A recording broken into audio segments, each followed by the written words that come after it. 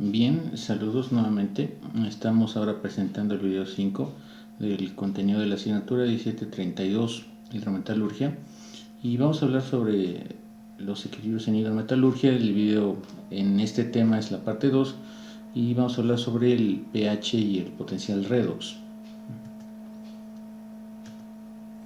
Primeramente vamos a ahondar nuestra exposición en los diagramas de estabilidad de fases. Un diagrama de estabilidad de fases es una representación gráfica de cuáles fases están presentes en un sistema material en función de variables, por ejemplo la temperatura, la presión o la composición.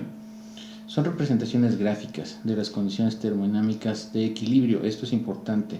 Estamos hablando de condiciones de equilibrio, no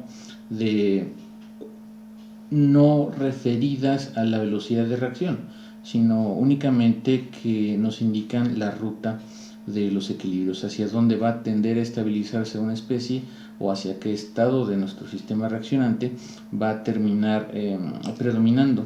En este caso estamos viendo diagramas de presiones parciales. En el ejemplo a la izquierda, la presión parcial de dióxido de azufre contra la presión del oxígeno. Este es un diagrama muy útil en pirometalurgia y todo lo que tiene que ver con pirorefinación. Y el diagrama que vemos a la derecha es un diagrama de potencial contra pH. De hecho, los diagramas de potencial pH son los que vamos a considerar como base para el cálculo y el estudio de los mecanismos de interés en los fenómenos de hidrometalurgia. En este caso, desde el hierro, vamos en las subsecuentes diapositivas, a entender, a repasar y a entender cómo es que son elaborados estos diagramas. Primeramente hay que establecer para qué son útiles y cuáles son las limitaciones de los diagramas de estabilidad de fases. Primeramente proporcionan información útil que relaciona condiciones de equilibrio de especies presentes, por tanto son válidas en condiciones de equilibrio. Solamente proporcionan información de regiones específicas y se limitan al estudio de la especie dominante. Regiones específicas, estamos hablando de rangos de las variables que se están graficando, ya sea presiones parciales, ya sea un cierto rango de potencial, un cierto rango de pH. No suelen contener información sobre especies metaestables, esto es, las que son termodinámicamente posibles de formarse, pero también su descomposición es termodinámicamente posible. Suelen ser usados como herramientas para la predicción de la fase estable de una especie dominante y son una guía más bien de carácter conceptual de las condiciones en que un proceso puede ser favorecido. Este es un diagrama, es un resumen, un cuadro pues, que se me hizo de utilidad para poderlo compartir. En términos prácticos existen 5 distintos casos que pueden ser abordados mediante un diagrama de equilibrios de fases. En este caso, en la primera columna vamos a hablar sobre las condiciones o el tipo de reacción que se esté llevando a cabo, y en la siguiente columna qué tipo de diagrama es el que se sugiere que puede caracterizar de mejor forma el fenómeno que estamos estudiando. Por ejemplo, vamos a ver el primer caso. Tenemos una reacción de un sólido en un medio acuoso en donde hay presencia de iones H+, donde hay presencia de protones, para formar una nueva especie, una especie genérica conocida como C, y también la evolución de agua. En este caso, el diagrama que podría caracterizar mejor un equilibrio de esta naturaleza es un diagrama logaritmo de las actividades de nuestra especie reactiva, en este caso B, contra el pH. ¿Por qué? Porque el pH va a estar asociado a la migración y a la transformación de estos H+ en agua, modificando la concentración de H+. Entonces estamos considerando los cambios en concentraciones, cambios en actividades de las especies que nos están fungiendo en este equilibrio como reactivos. Tenemos el siguiente ejemplo es razonablemente similar, con la salvedad de que hay un intercambio de electrones, hay un flujo de electrones. Este flujo de electrones genera que nuestra situación considere una nueva variable. Esta nueva variable se llama potencial. No voy a ahondar más a profundidad en la definición de potencial. Esto es un concepto que nosotros pues debemos de tener como antecedente este curso en asignaturas tales como procesado electrometalúrgico, todo lo que tenga que ver con química de soluciones iónicas e incluso análisis de sistemas reaccionantes. En este caso, en un equilibrio de esta naturaleza, usualmente lo que se hace es graficar un diagrama o elaborar un diagrama de potencial contra pH. Esto aplica también si la reacción está escrita en términos de OHs de hidróxidos en vez de, de oxidrilos, para ser más preciso, en vez de H+, dada la relación que existe entre el pH que está relacionado con los valores de OH y de H+, de OH- y de H+.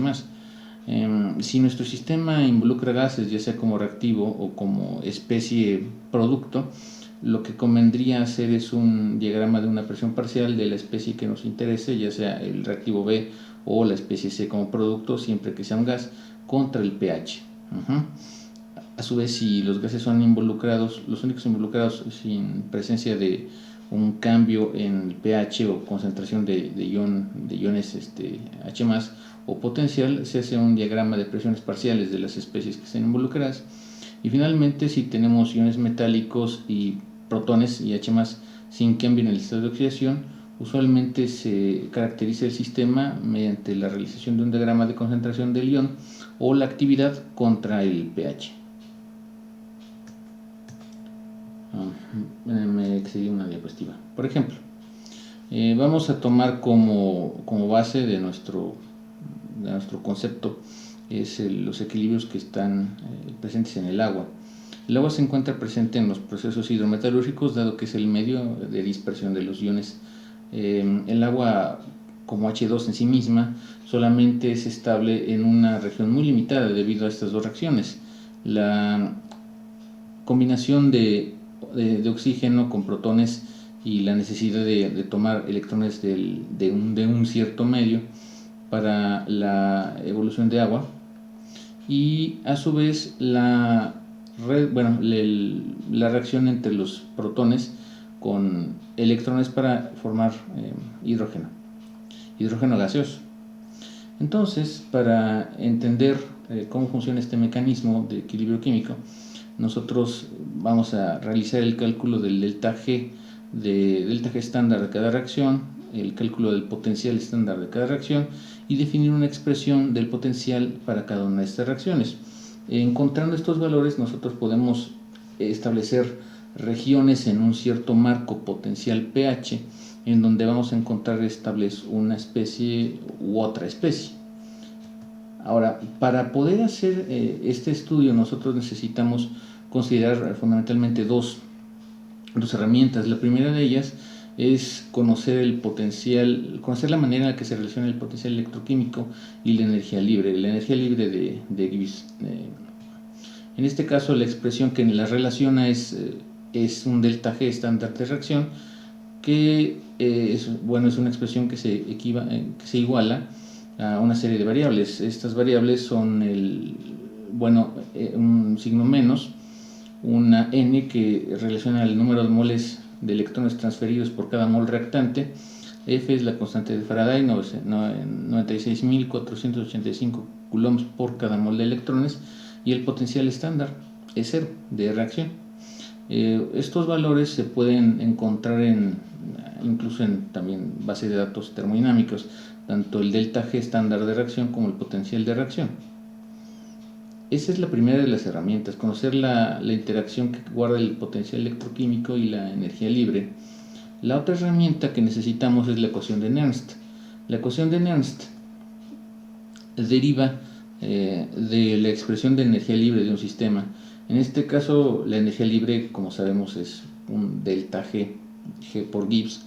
Está expresada de esta manera. Un delta G está asociado a un delta G de la reacción a un estado conocido, un estado estándar, más R, que es la constante de los gases, T, la temperatura, en la escala consonante con el valor de temperatura usada en la definición de R, que multiplica el logaritmo natural de los productos de los productos de las actividades, de los productos entre el producto de las actividades de los reactivos. De hecho, era muy importante, como vimos en el video anterior, establecer nuestro nivel de precisión para poder considerar el argumento del logaritmo como actividades o como concentraciones. Para fines prácticos vamos a considerar en lo subsecuente que las actividades van a ser las concentraciones. No es estrictamente lo correcto, lo hemos visto en el ejercicio que se llevó a cabo en el video anterior. Ahora vamos a considerar cada elemento de esta ecuación. Vamos a dividir entre comillas por supuesto, con el argumento menos nf, y vamos a tener esta expresión, y nos damos cuenta que esta expresión delta g entre menos nf se parece razonablemente a esta expresión. Entonces delta g y estos tres elementos, el signo, n y f, pasan dividiendo de este lado y nos queda despejado un potencial. Eso sucede tanto para el delta g, para el delta g estándar, y en este factor que multiplica el logaritmo nos va a dar esta definición justamente. La ecuación de Nernst como tal en el logaritmo natural es el potencial que iguala al potencial estándar menos RT entre NF por el logaritmo natural de un cociente de la multiplicación de las actividades de los productos entre la multiplicación de las actividades de los reactivos. Por supuesto que para fines prácticos, en lo que vamos a ver, va a convenir utilizar la expresión en vez del logaritmo natural, el logaritmo base 10. ¿Por qué? Porque esto tiene que ver con la definición de pH. Vamos a ver ahora en lo subsecuente a qué me refiero con esto. Estos son los dos equilibrios que planteamos hace un par de diapositivas. El equilibrio 1 del oxígeno, protones y electrones para generar agua, y el equilibrio 2, protones y electrones para generar H2 gaseoso. Vamos a partir del equilibrio 1, el delta G estándar se puede obtener de tablas, a su vez también de tablas o mediante un cálculo razonablemente simple como el mostrado en la diapositiva anterior.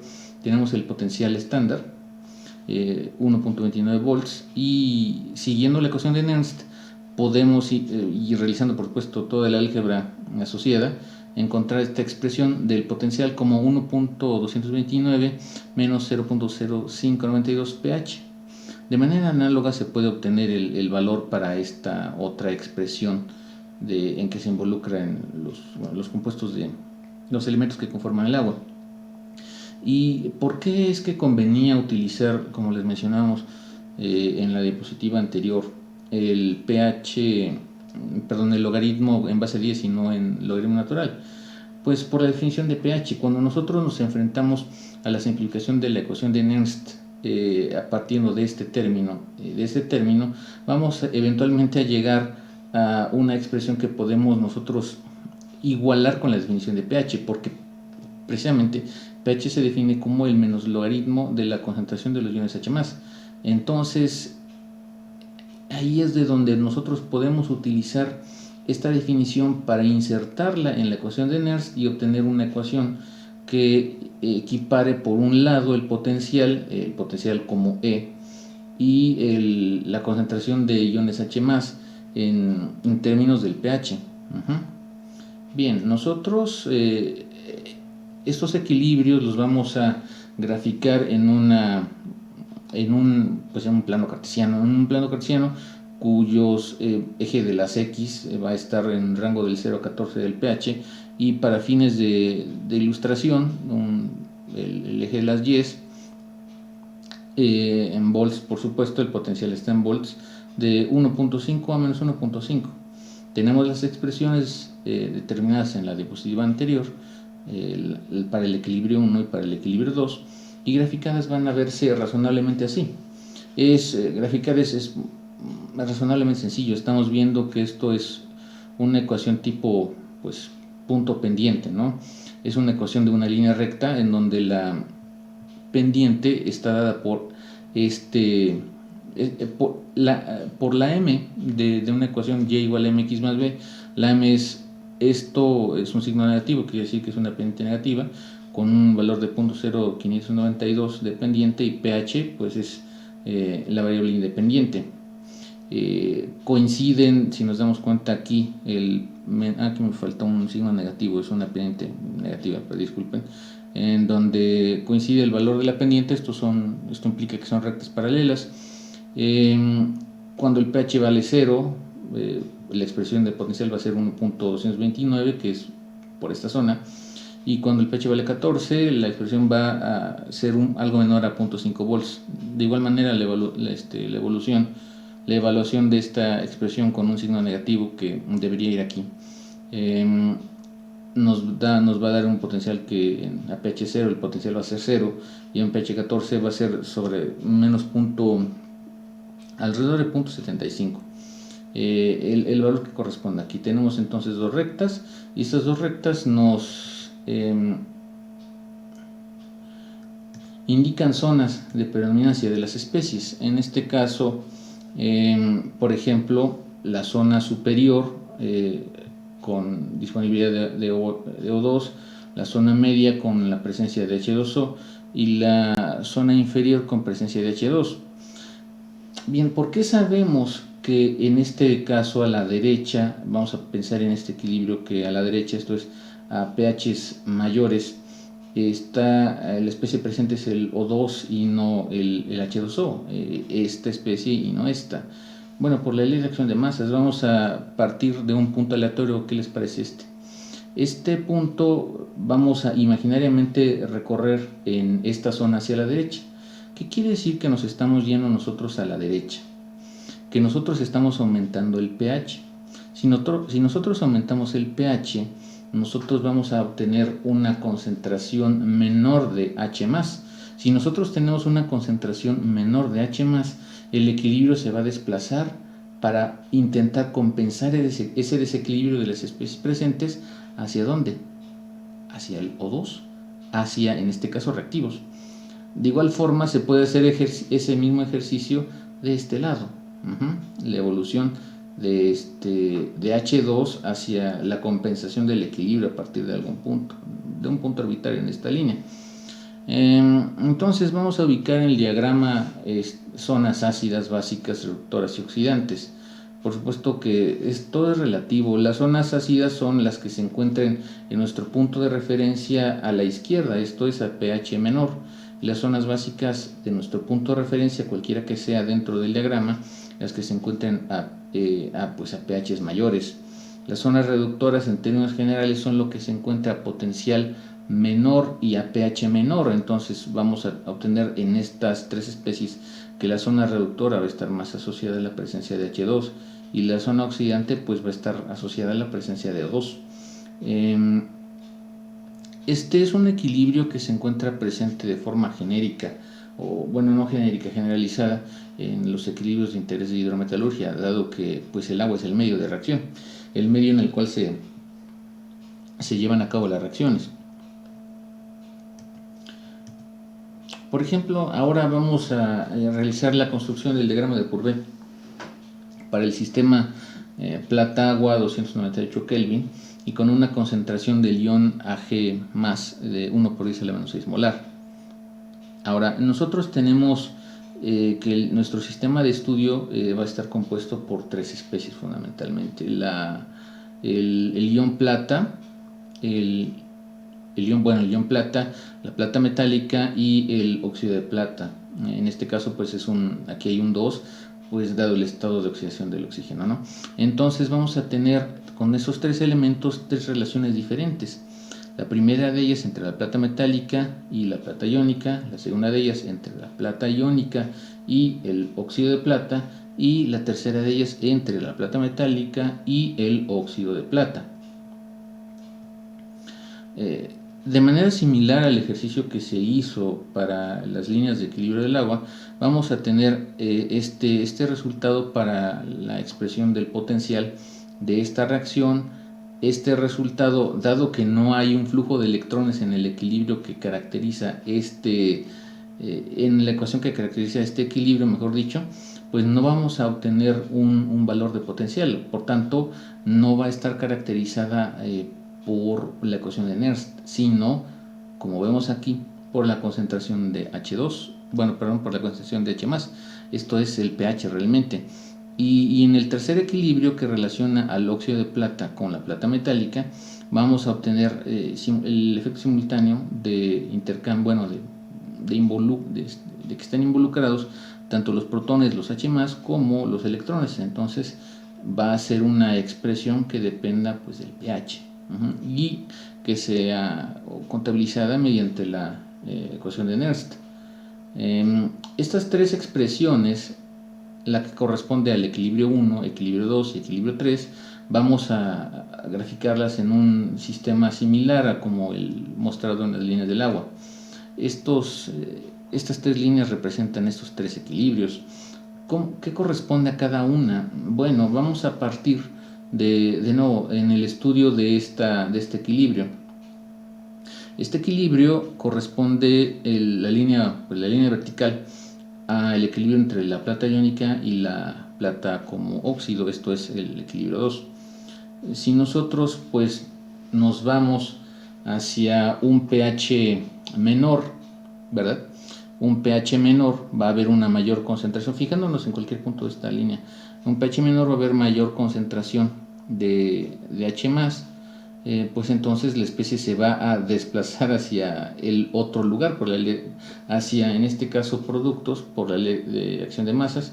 Entonces va a estar predominando a pH menor la especie iónica de plata y por tanto a pH mayor la especie como de óxido de plata. Ejemplos, un análisis similar se puede hacer para los otros dos equilibrios, para la plata metálica y para el óxido de plata, y para la plata metálica respecto de la plata iónica.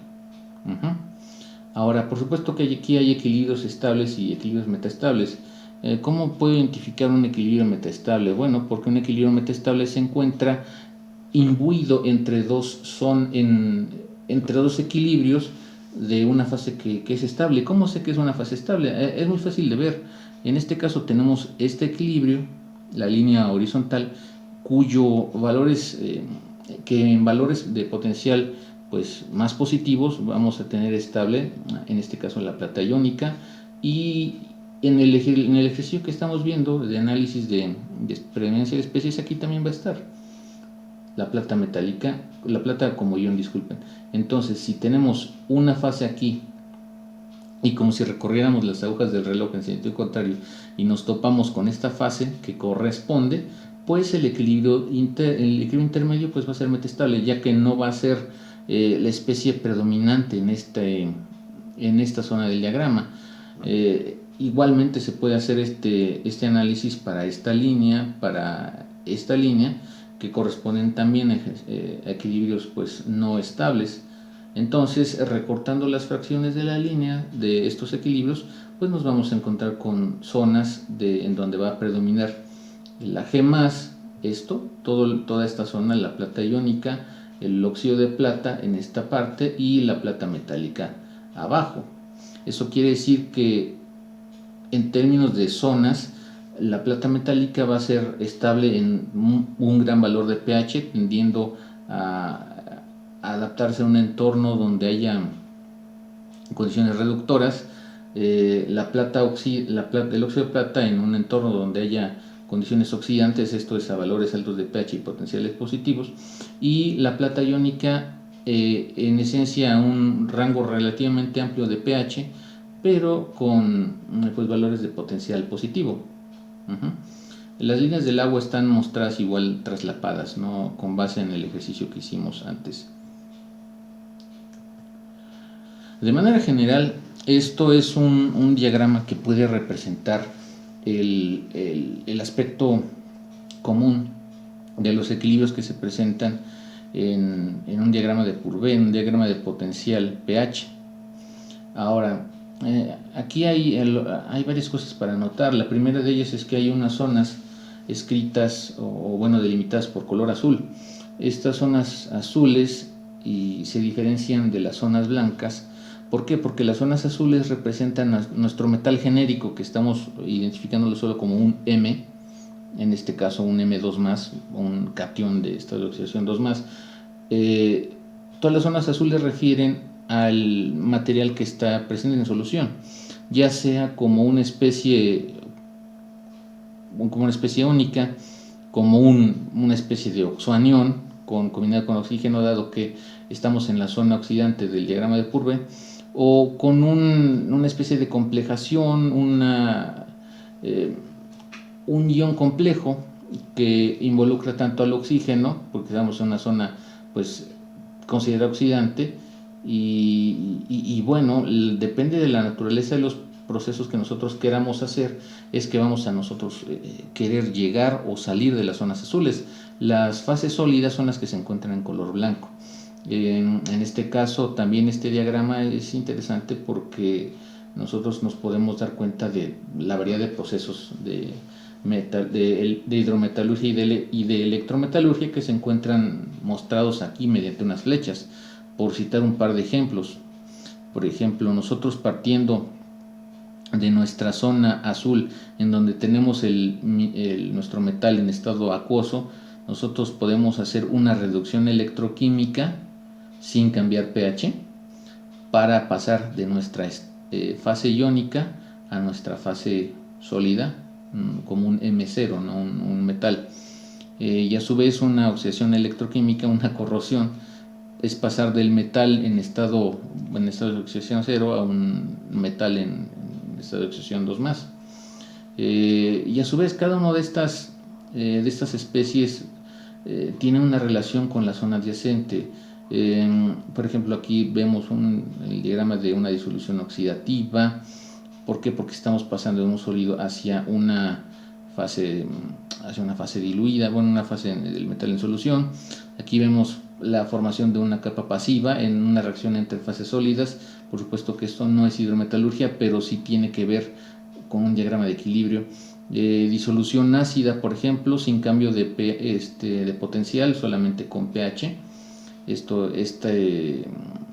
Tanto la disolución como la precipitación, que es algo que nosotros vimos también en el video anterior.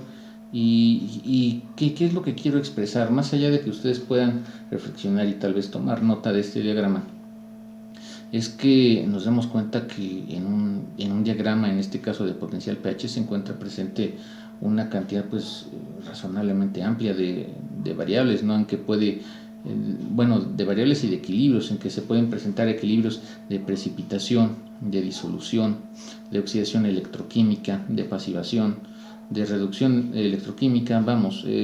Los equilibrios realmente, como les mencionaba también en el video previo, no están aislados, sino que el fenómeno hidrometalúrgico abarca una gran cantidad de ellos, y bueno, es importante entender estos fundamentos para que en los subsecuentes videos podamos buscar el entendimiento y el mejor de los casos el control de los procesos a nivel laboratorio y a nivel industrial. Bueno, vamos a dar por terminado este tema, y en el siguiente video andaremos sobre los temas de los equilibrios y preparándonos, por supuesto, para la revisión de los procesos industriales en los videos subsecuentes.